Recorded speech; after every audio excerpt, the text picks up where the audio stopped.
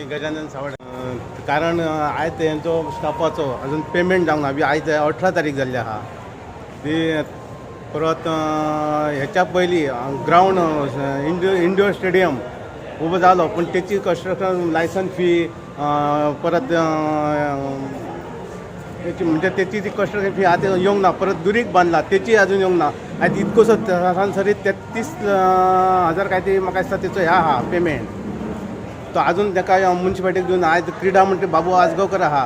त्या आयज त्या बाबू आजगांवकर त्यांनी तांकां हेल्प करून तेंचो आयज पेमेंट करूंक म्हणजे ते कन्स्ट्रक्शन लायसन तेंची येवपाची इतकी मी रिक्वेस्ट करता.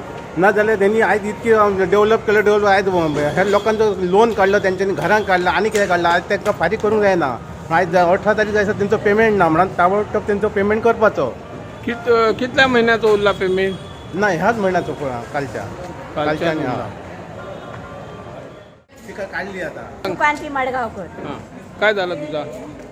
पीएफआयचे पैसे मेळना दिनात माझे ते कित्याक खातीर दिना ते म्हाका काय खबर ना. पण माझे पैसे म्हाका त्या 5 महिने आले बेकार आसा हांव घरा. तू केव्हा रिटायर झाला?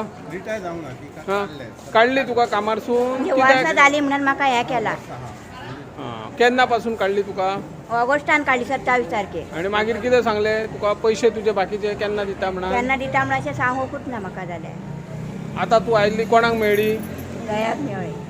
दया पळयता सगळे. आनी कोण पळयता तर? दया कितें म्हणटा? दयान कितें सांगले तुका?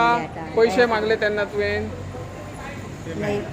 हेचे कडेन या म्हणटा त्यो सीओ कडेन.